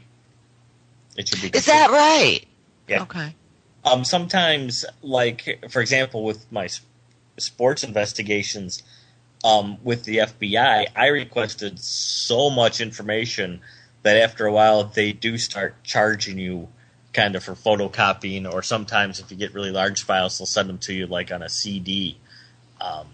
And they will charge you for that. But even that, the expenses are quite minimal, I feel, for how much information you get out of them at times. I see. But it is funny. And that sounds. I've heard different. Go ahead. Go ahead. Well, I've just heard different. Some people have said it's been very, very expensive for them. Some people have actually said, some researchers have told me that they couldn't ask the same question twice. So I've heard a lot of different things. Personally, I've never filed for one, so I wouldn't know. Well, my favorite one of all was I requested something from the CIA, and it to this day makes me laugh. What I requested was regarding a basketball game, of all things, that took place in the Olympics, because I had a guy who claimed to be a former CIA agent tell me that the CIA actually had information regarding this. So I made a request for it, and the response I got from the CIA, and I'm literally not making this up, it said, in letter, it said, "We can neither confirm nor deny the existence or non-existence of the file you're seeking. But if it did exist, we couldn't give it to you basically for these reasons." I've heard this before, and does that, I mean, you do have to laugh when you get something like that back, because it's just, they really do take the extra steps. I don't know, what do they call it? Plausible deniability. So, you know, they take the extra steps to cover everything. Yeah. As far as, you know, we didn't say it did exist, but it doesn't exist. It could exist. If it did exist, we couldn't give it to you, but we're not saying it did. If it did, oh my goodness. Well, that's the part that that blew my mind, was the fact that they couldn't even tell me whether it existed or not. I mean, okay, if you can't give it to me or you won't give it to me, that's one thing. but you could at least acknowledge that, yeah, there's such a thing, especially when I'm talking about a basketball game.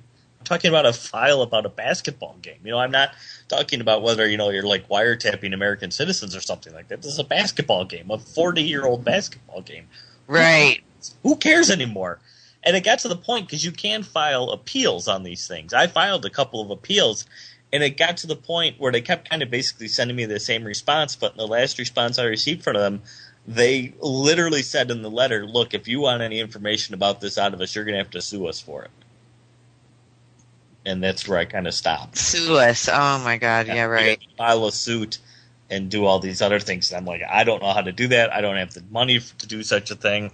As much as I'd love to see if the actual file exists, I don't even know if the file exists. So I'd have to go to court just to even find if it exists. Not necessarily even get the information within the file, just to see if it exists. Yes.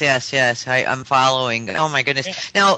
Now, when they send this to you, do they send this to you in an email, or do they send this to you in the snail mail copy, a copy of it? How do they send this information to you? Everything's through the mail, through regular mail. Regular mail. Okay. Yeah, I mean, you can do. I don't know. I know for the FBI, you can send FOIA requests to them through email. I don't know about the other agencies, if that's true or not. A lot of times I'll send them just through regular snail mail, though. But everything you receive is through snail mail back. Okay, I see what you're saying. And where do they store all? God, they waste a lot of paper then, don't they? Yeah. I just sorry, I had to stop there for a minute and think, God, if there are a lot of people doing this, they're wasting a lot of paper. But anyway, where do they store all this information? Oh, that's a good question. I mean, the FBI is the one I know the most about, because it's the one I've dealt with the most. They have like a separate building and a separate office space for just Freedom of Information Act requests. That is kind of separate from the regular FBI headquarters. I think the Freedom of Information Act Center for the FBI is in, I think it's Winchester, Virginia. But it's staffed with actual FBI agents, but it's a separate entity, and they're the ones who get the requests, they're the ones who read them, and then they're trained to pull out what you should read and what you shouldn't read. And the funny thing is sometimes they make mistakes, and things that they should pull out, they forget to pull out, or they miss.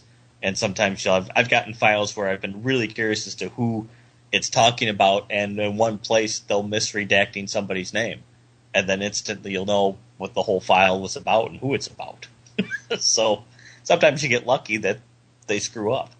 Right, and that sounds like fun, actually. It is. Yeah, I'd do it just for that. Who cares what the subject was, just to find the all the mistakes that they make. What's the largest file you've ever received from them? Oh gosh, how many pages? I got one from the FBI. They sent it to me on CDs because it was so big. It was 3,200 pages? Oh my goodness! I think it was something like that. It was 8 CDs worth. 3,200 pages of what? It was related to. It was actually related to sports and sports gambling. Okay. But I mean, so it wasn't a law or anything? No. It was just kind of a catch-all file from the FBI in their very early stages of investigating illegal sports betting in the United States from the 60s. Now, do you have to have a reason for the request? Do you have to have a reason why you're requesting? So basically, they have information. If you want it, come and get it. Yeah, it's all supposed to be public access. It's just you have to kind of learn the system. Like I said before, you kind of have to. One of my first mistakes, like, for example, I investigate a lot of sports, and I investigate, like, football and baseball and those sorts of things, and corruption within those sports on the side. Kind of disaster government, like I say, it was kind of like my hobby. It was kind of like my side project type of thing. But, like, with the NFL, when I first started doing these Freedom of Information Act requests, I filed a request that said, I want all your information on the National Football League. Well, I got 0 results because they don't have anything that's just labeled National Football League or the NFL. So I had to learn over time, and I had a guy who actually was very helpful in assisting me in kind of figuring out how to work this system. But once I learned exactly what I was looking for and how to word it and how to make these requests, I suddenly started getting, like I said, literally thousands of pages of files out of the FBI. Wow. That is very interesting. There's something to it, isn't there? They still give away information at some point. Oh, yeah, and it's very good and it's very interesting stuff. Like I say, I mean, I don't think you could send the Air Force a request saying, "Give me all your information on UFOs."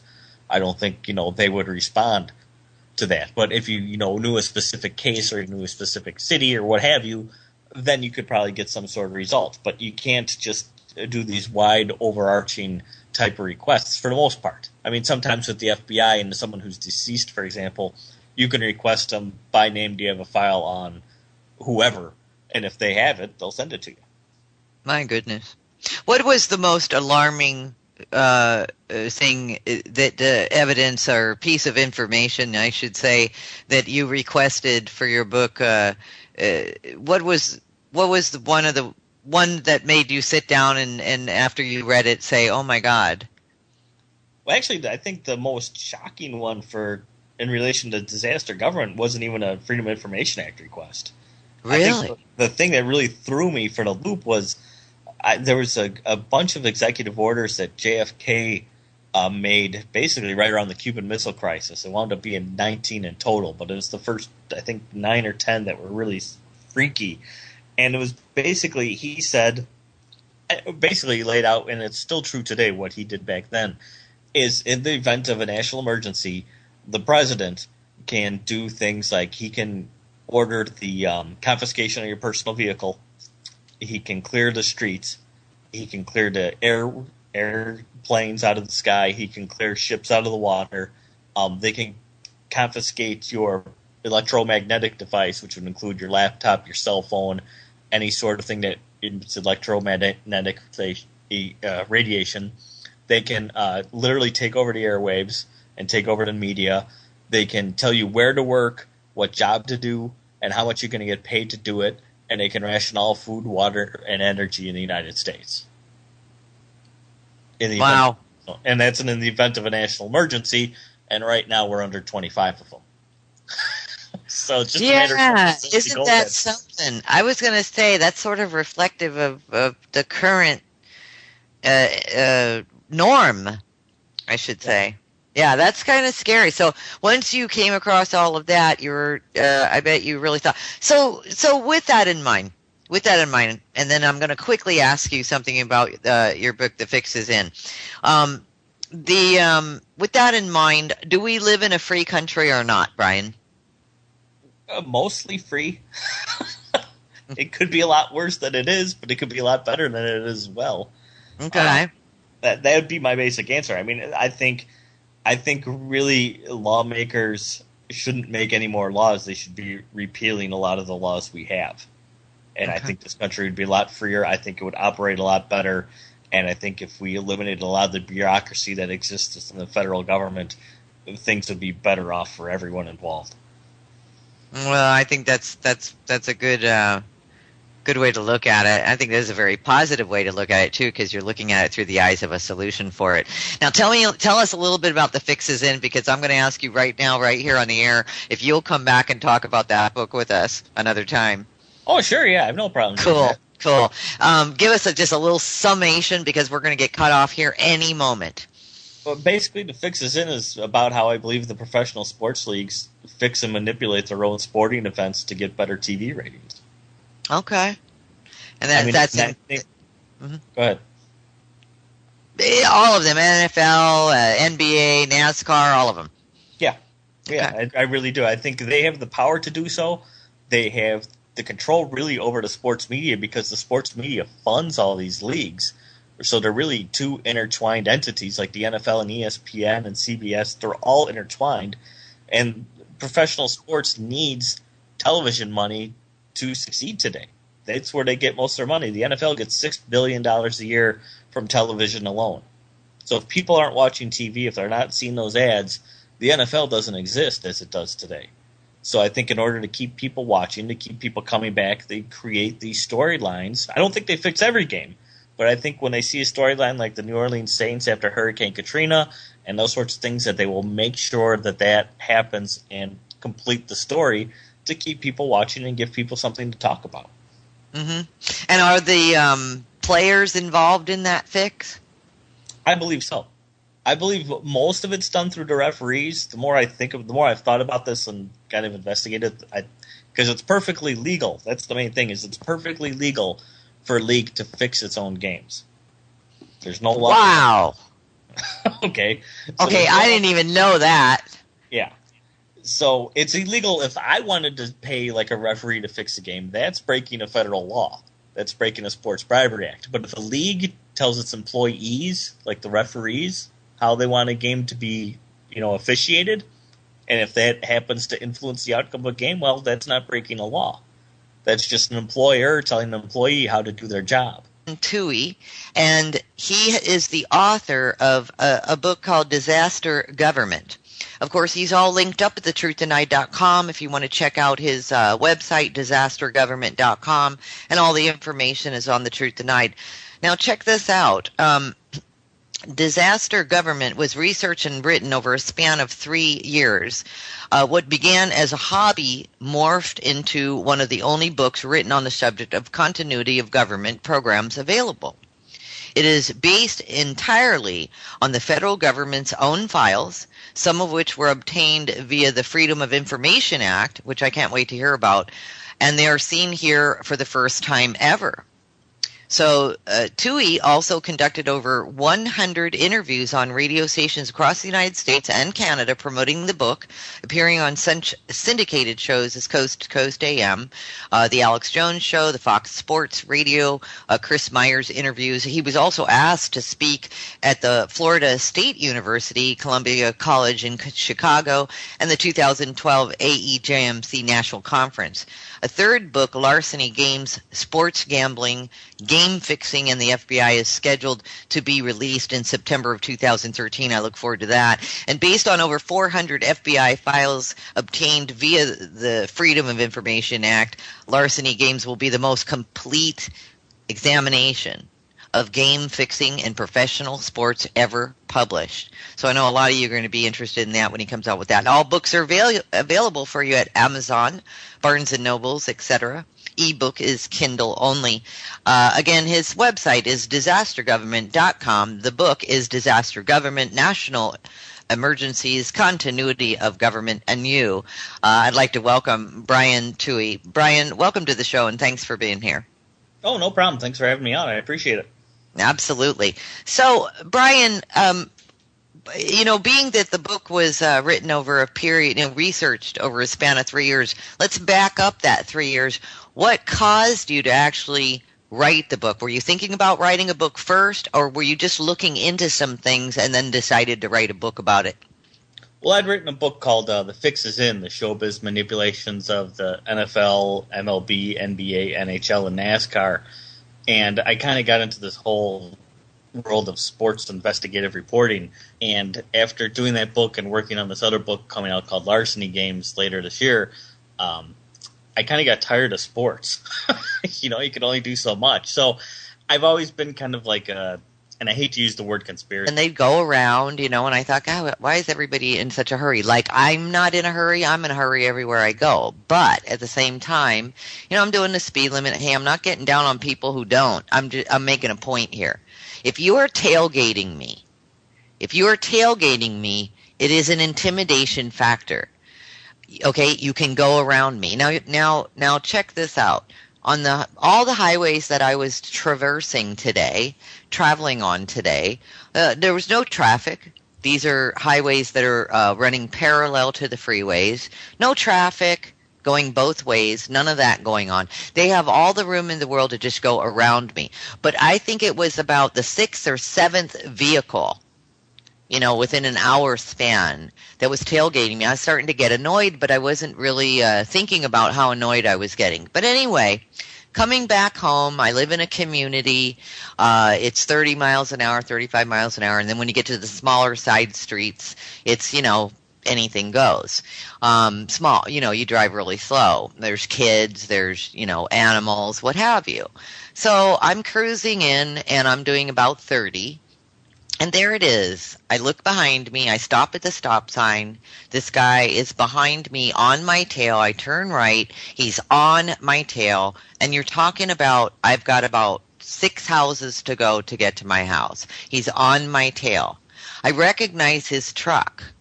Okay. He lives right down the street from me, about 4 houses down the block. So I make a right. And he goes around me, speeds up, whatever, to go 2 houses and pulls in front of his house. But it got me the wrong way. So I pulled up, I roll down the window, and he gets out. Nice guy, too, by the way. But get this, here's the conversation. And I'm livid. I'm like, this guy was on my tail all the way to my house. So I say, hey. It came out all wrong, you guys. I roll down the window and he gets out and he says, yeah, what's up? And I said, you, and then I just said, why were you on my ass? I said, God, it's so annoying. And he said, well, you were going too slow. And I said, look, I live here and I can go as slow as I want to go. And he said, well, you were going too slow. And I said, but we've got 4 lanes. You can go around me. And he says, and he really pissed me off because he wanted to have the argument. Okay.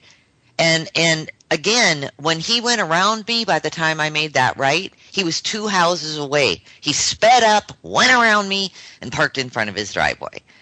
So I'm like, dude, just don't ride my ass. If you see me around the neighborhood, I'm looking for a cat right now, which I was. And I was looking through the yards, and he can clearly see, again, I'm doing 30. The speed limit is 35. Most people in here go 25 because there's kids around. And it's not a big deal, you understand? And what is the big deal about tailgating?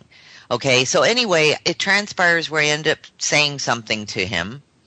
You know what I said to him. It ends with off. And he said, have a nice day. And he kept his composure the whole 9 yards. And I turned around, I went home, and I just thought, that's not the conversation I meant to have with him. But if you're tailgating me, okay, anyone who's tailgating me, look, on the freeways here, you can be doing 75 and they'll tailgate you. They'll get 2 feet behind your car doing 75. You can go 90 and they'll tailgate you. So tailgating to me is what it is. I now see where road rage comes from. I've never had road rage in my life, and this is the closest I came to it today.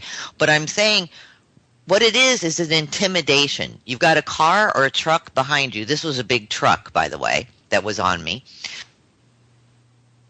So I can see where people get bent out of shape and then end up getting off the freeway following the truck. And then, you've heard the story. Some people pull guns. I actually knew a person in LA several years ago, a good friend of mine, really nice gal, who actually ended up following the truck that was tailgating her. This is in Los Angeles. Ended up following him to his work, getting out of her car, walking over to the front of his truck, and standing on the hood of the guy's truck. Okay? And she said, I don't know what came over me. So I kind of get it. You can prevent road rage by having courtesy and respect. In other words, the only point of tailgating is intimidation. You're trying to intimidate the car in front of you. There's no other reason for it, because you're not going to get anywhere any quicker by riding the guy's tail in front of you from 2 feet behind them or 10 feet behind them. And that's my point, and that's all I have to say. All right, so today, our guest, and I'm really looking forward to this interview tonight. His name is Brian. Theory, but I've always been interested in those kind of subject matter. And continuity government was one of the things that interested me. So I would pick up a book and I'd find a little piece here, I'd find a little piece there. And after a while, once I started filing these Freedom of Information Act requests and that sort of thing, I said, geez, I have enough information here for a book. And since nobody seems to want to write a book on this subject matter, well, I guess I'll be the one to do it. Really, that's interesting. And what was your results? What were your results with Freedom of Information Act? Did you get everything you wanted when you requested for the information? No, no, not at all. Well, it's funny because on the sports information that I requested, I was extremely successful. In fact, I actually encourage people to use the Freedom of Information Act and to look up things that interest them and make requests, because it's very easy to do, and many times they're very helpful towards you. I mean, the FBI was extremely helpful. I mean, I kind of have my own caseworker there now, basically, and I can call her and ask questions and email her and get responses very quickly, very timely information. But some of the things that I was looking for this book, for disaster government, I could not get and probably will not get. I mean, there's things. It's funny, actually. I started making requests for this book, back in 2009 and 2010, and I'll still get responses. I got a response in the mail probably 2 weeks ago on a request I made in 2010, and they're still kind of, jerking me around about whether or not they want to give me this information on a particular subject or not. Right. I've got a question about that. So what you're saying is it depends on really what you're looking for and what they're more apt to respond to and what they're not. It's not because the information isn't available. Am I correct? It's just that they sort of give you the runaround? A little bit of both. I mean, on some of it, it kind of depends, I think, who you're dealing with, to which branch of the government or which agency you're dealing with. I mean, the FBI, like I said, was extremely helpful. As some of the requests I made for some of this continuity government information wound up being in the hands of U.S. Northcom and the Department of Defense. And they're the ones who – they did send me a few things, but they're the ones who on certain basically what they call con plans that I was looking for, the information they just refused to give up. I guess it's still in use, basically. And because it's not verified or cleared for public release, they won't give it to me.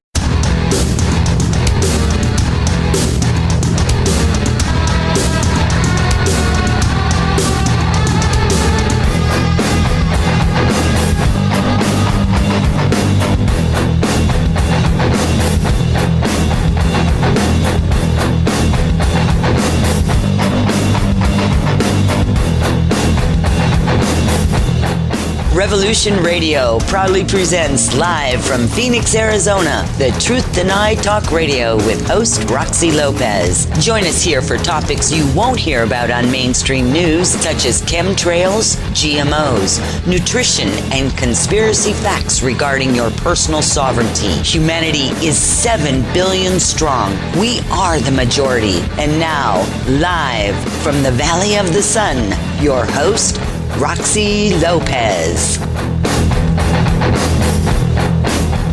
And a good afternoon to everybody, and good evening across the country, and good night, good morning around the world.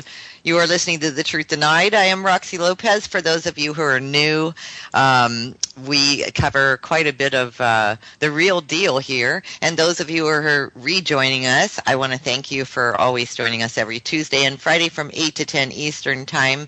Hello, everybody in the chat room.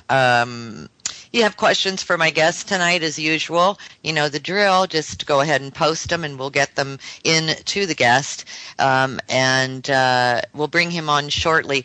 Hey, I just have a gripe right now, and I just wanted to bring it up real briefly. It's interesting. I hear a lot of people talking about, of all things that I'm going to bring up, you guys are going to laugh at me, road rage, right? Well, I never experience road rage, but I've got to tell you what happened to me today. And I can now see how people experience road rage. First of all, I had to go somewhere, prior to the show, in the car, of course. And those of you who know, we're in Phoenix, Arizona. The speed limits here on most of the freeways are 75. And I usually do about 70, 75. I mean, there are 5 lanes to choose from, right? But anyway, so today I went a different way. I didn't go on the freeway. And our highways are anywhere from 45 miles an hour to 55. Well, I was in a 45 doing about 55, 60, and, different people were, tailgating on my tail, on my butt. And